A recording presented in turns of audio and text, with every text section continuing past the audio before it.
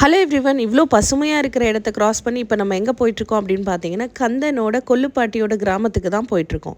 பொதுவாக பார்த்தீங்கன்னா, ஒரு ரிசர்ச்சில் என்ன ப்ரூஃப் பண்ணியிருக்காங்க அப்படின்னா, ஒரு குழந்தை தாத்தா, பாட்டி, அத்தை, மாமா, பெரியம்மா, பெரியப்பா இந்த மாதிரி உறவு முறைகளோட வளரும் பொழுது அவங்களோட தன்னம்பிக்கை லெவலும், அவங்க ஒரு விஷயத்தை புரிஞ்சுக்கிற எபிலிட்டியும், அவங்களோட மூளை திறனும் தனி குடும்பத்தில் வளர்கிற குழந்தையை விட அதிகமாக இருக்குது அப்படின்னு ப்ரூஃப் பண்ணியிருக்காங்க. ஸோ கூட்டு குடும்பத்தில் இருக்கிறப்ப நம்மளை கேர் பண்ணுறதுக்கும், நம்மளை லவ் பண்ணுறதுக்கும் நம்மளை சுற்றி நிறைய பேர் இருக்காங்க அப்படின்ற ஒரு விஷயம் அவங்கள எப்போவுமே முன்னோக்கி செல்கிறதுக்கு ஒரு உந்துதலாக இருக்குது. ஸோ இந்த கிராமம் பார்த்திங்கன்னா, வேலூர்லேருந்து பள்ளிக்கொண்டா அங்கேருந்து கொஞ்சம் உள்ளே ட்ராவல் பண்ணிங்கன்னா கருங்காலி அப்படின்ற ஒரு கிராமம். இது பார்த்திங்கன்னா மலைகள் சூழப்பட்டு ரொம்ப இயற்கை எழில் மிகுந்த ஒரு அழகான கிராமம். ஸோ எங்கள் பாட்டி பார்த்திங்கன்னா இயற்கையோட இந்த கிராமத்து மக்களோட சேர்ந்து இந்த கிராமத்தில் தான் வசிக்கிறாங்க. ஸோ வீட்டுக்கு வந்தாச்சு, வாங்க பார்க்கலாம். நாங்கள் இன்னைக்கு எங்கள் ஊருக்கு வந்திருக்கோம். எங்கள் அப்பாவோட அப்பத்தா வீடு இது.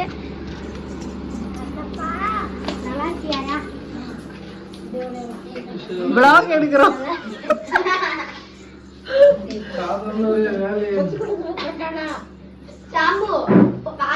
ஹலோ, ஒரு ஹக் கொடு, ஒரு கிஸ் கொடு.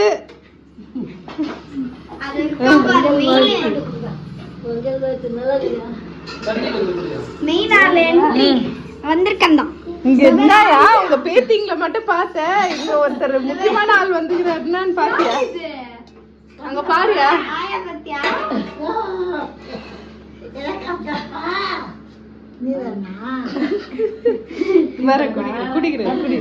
வாங்கிக்கோ, ஸோ நம்ம கந்தன் கொல்லுப்பாட்டியோட ஜாயின் ஆயிட்டாரு. ஸோ நான் பார்த்து வியந்த மனிதர்களில் இந்த சியாமலா பாட்டி, இவங்க பேர் சியாமலா. ஸோ இந்த சியாமலா பாட்டி முக்கிய பங்கு வகிக்கிறாங்க. So one of the selfless lady அப்படின்னு தான் சொல்வேன். இவங்களை பற்றி நிறைய சொல்லிகிட்டே போகலாம். ஸோ ஆனால் இப்போ டைம் கொஞ்சமாக தான் இருக்குது. இவங்க மாதிரி ஒரு ஃபேமிலி மெம்பர் எங்கள் வீட்டில் இருக்காங்க அப்படின்றது நிஜமாகவே நாங்கள் பண்ண ஒரு பெரிய பிளெஸ்ஸிங்ஸ் தான் நான் சொல்வேன்.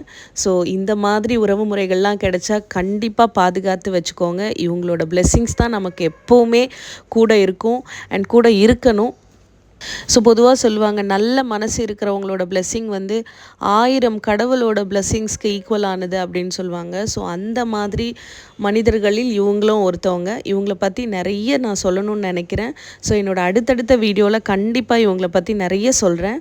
ஸோ காத்திருங்கள் அடுத்த பதிவிற்காக. தேங்க்யூ ஃபார் வாட்சிங்.